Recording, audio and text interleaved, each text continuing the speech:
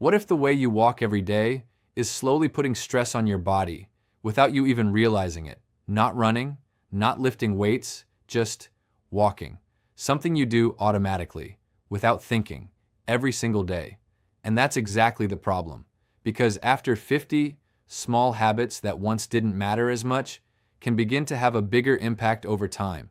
I've had patients tell me, my knees hurt, my lower back feels tight, I get tired faster than I used to. And when we look closer, it's not always a major issue. Sometimes it's something much simpler, the way they walk. My name is Dr. Adrian Keller, and today I'm going to show you 7 common walking mistakes that can quietly affect your joints, posture, and energy, and what you should be doing instead. Because once you become aware of this, you don't just walk more, you walk better. Let's take a closer look. Let's be honest for a moment. Walking feels natural. You don't think about it. You don't analyze it. You just do it. From the moment you get out of bed, throughout your day, it's part of everything. Going to the kitchen, walking outside, running small errands. And because it feels so automatic, most people assume they're doing it correctly.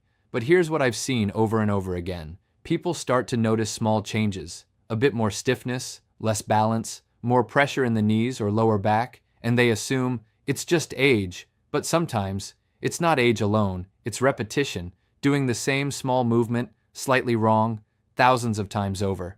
I've had patients improve how they feel without changing their exercise routine, just by adjusting how they walk. Because when something is done every day, even small mistakes can add up.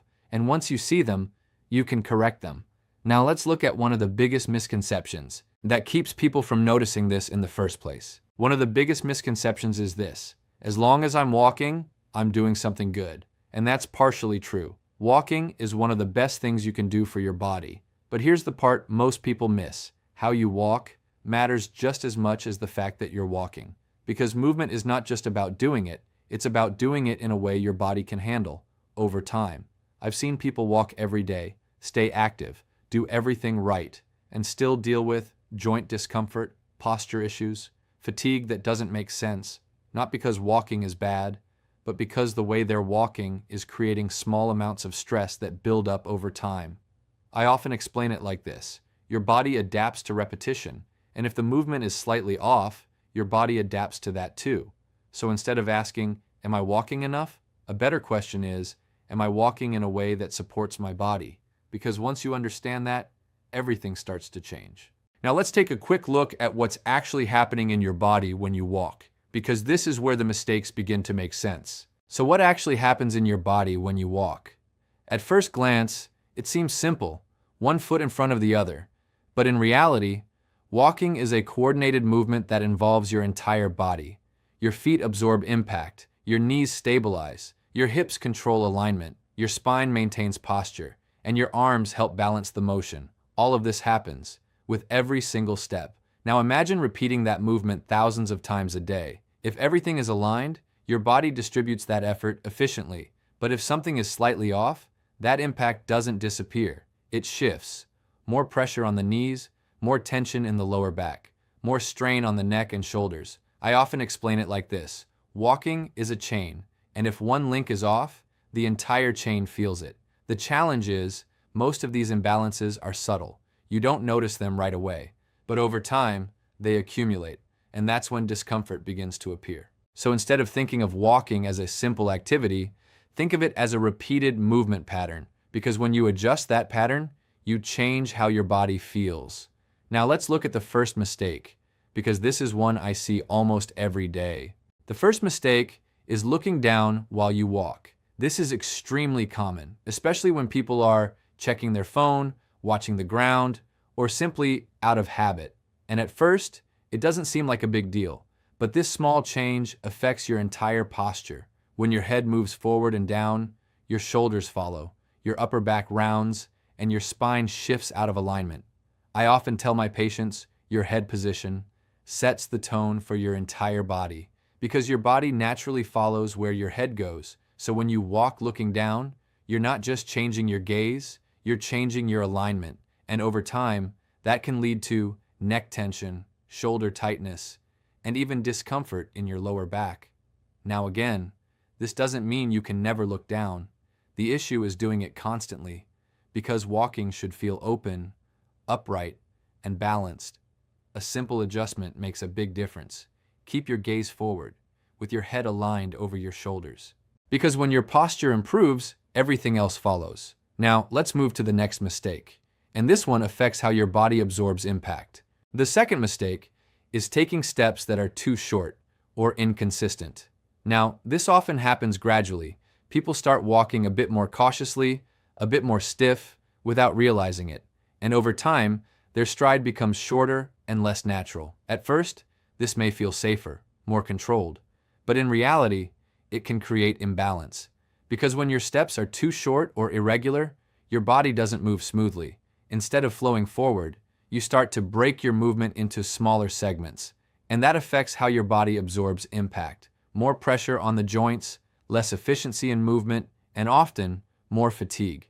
I've seen people feel tired after walking, not because they walked too much, but because they walked inefficiently. I often explain it like this. Walking should feel like a rhythm, not a series of stops and starts. Your steps should be natural, even, and consistent, not forced and not overly restricted. Because when your stride is balanced, your body distributes effort more evenly, and that reduces unnecessary stress. Now let's move on to the next mistake, because this one affects your stability more than most people realize. The third mistake is not using your arms when you walk. This is more common than it seems. Some people keep their arms very still, close to the body, or barely moving at all.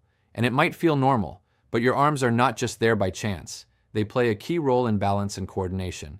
When your arms move naturally, they help counterbalance your steps. Right leg forward, left arm forward, left leg forward, right arm forward.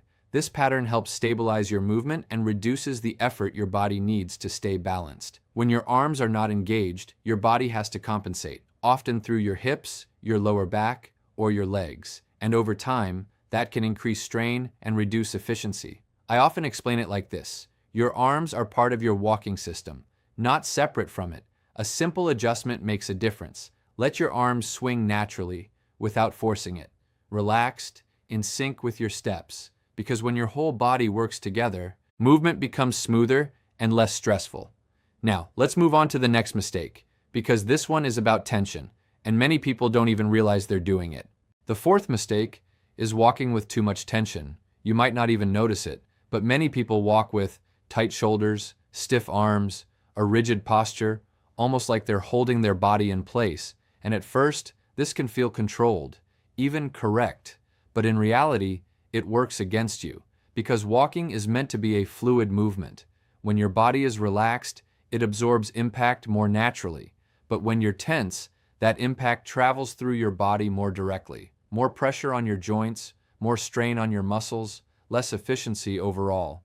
I've seen people finish a short walk feeling more tired than expected, not because of the distance, but because of how they were moving. I often explain it like this. Tension turns movement into effort. Relaxation turns movement into flow. A simple shift helps. Keep your posture upright, but not stiff. Relax your shoulders. Let your arms move naturally, and avoid locking your body in place. Because the goal is not to control every step. It's to allow your body to move the way it's designed to. Now let's move on to the next mistake, because this one has a direct impact on your joints, every single step. The fifth mistake is wearing the wrong shoes. This is one of the most underestimated factors in walking, because people often focus on distance or frequency, but forget what's between their body and the ground, their shoes. Now, not every shoe provides the same support. Some are too flat, some lack cushioning, some don't stabilize your foot properly, and when that happens, your body has to compensate. Every step creates a small impact, and if your footwear doesn't absorb or distribute that impact correctly, that force travels upward, from your feet to your ankles, to your knees, and even your lower back. I've seen people improve knee and back discomfort simply by changing their shoes, not their routine, not their distance, just their footwear. I often explain it like this. Your shoes are your foundation, and if the foundation is off, everything above it is affected. Now, this doesn't mean you need anything complicated, just something that supports your foot, provides cushioning, and fits your natural movement, because when your base is stable, your body moves more efficiently. Now let's move on to the next mistake, because this one affects how your body uses energy while walking.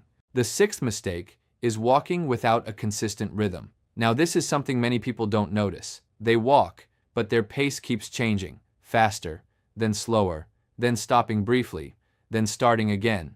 And while this might seem harmless, it affects how your body uses energy, because your body works best with rhythm. When your pace is steady, your muscles coordinate more efficiently, your breathing aligns with your movement, your steps become more balanced. But when your rhythm is inconsistent, your body has to constantly adjust, which can lead to more effort, less efficiency, and often more fatigue. I've seen people feel tired after a short walk, not because of the distance, but because their movement lacked flow. I often explain it like this: walking is like a pattern, and when that pattern is stable, your body settles into it. A simple adjustment helps. Find a pace that feels natural, not rushed, not forced, and try to maintain that rhythm as you move. Because consistency reduces unnecessary strain. Now let's move on to the final mistake, and this one is about what happens over time. The seventh mistake is not a single movement, it's repetition, doing the same walking pattern, slightly wrong, every single day. Now, any one of the mistakes we talked about on its own may not seem like a big issue, but when they're repeated day after day, they begin to add up. I've seen people walk regularly, stay active, and still develop discomfort over time, not because they were doing something extreme, but because they were repeating a small inefficiency thousands of times. I often explain it like this: your body remembers patterns, and whatever you repeat, your body adapts to. So if the pattern is slightly off, that adaptation can lead to imbalance, more strain on certain joints, less support in others, and over time, that's when issues begin to appear. This is why awareness matters, because once you recognize the pattern, you can change it. And when you change the pattern, you change the outcome. Now here's something that might surprise you, because it challenges another very common belief. Here's something that often surprises people: walking more is not always better. Because many people believe, if I walk more, I'll feel better. And again, that's partially true, but only if the movement is done well. If your walking pattern is off, doing more of it can actually increase stress on your body. More steps, more repetition, more impact. I've seen people increase their walking distance trying to improve their health, but end up with more discomfort, not because walking is bad, but because the foundation was never adjusted. I often explain it like this: more of the wrong movement is still the wrong movement. So before increasing distance or frequency, it's worth focusing on how you move. Because when the movement is correct, you don't need to force more. Your body responds better with less effort.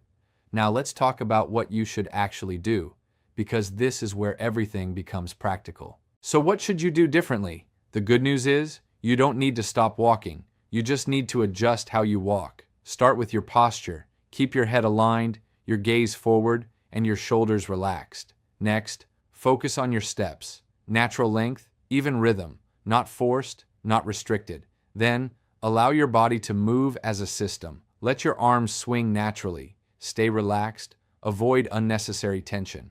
Pay attention to your footwear. Make sure your shoes support your movement and absorb impact properly. And finally, build awareness. You don't need to think about every step, but being mindful, even for a few minutes, can help you correct patterns that you've been repeating for years. I often tell my patients, you don't need to walk more, you need to walk better, because when your movement improves, your body responds. Less strain, more efficiency, better overall comfort. Now let's bring everything together, because this final perspective is what truly matters. So let's bring this together. Walking is one of the simplest and most powerful things you can do for your health. But as we've seen, it's not just about doing it, it's about how you do it. We talked about looking down, short or irregular steps, not using your arms, walking with too much tension, wearing the wrong shoes, lacking rhythm, and repeating the same pattern every day. None of these seem like major problems on their own, but over time, they can affect your posture, your joints, and how your body feels overall. And the good news is, they're all fixable. With small adjustments and a bit of awareness, you can turn something you already do every day into something that truly supports your body. Because after 50, it's not about doing more, it's about doing things better.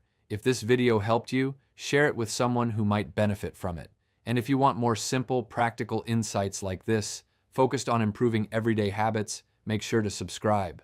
I'm Dr. Adrian Keller. Stay aware, stay balanced, and take care of your health. I'll see you in the next video.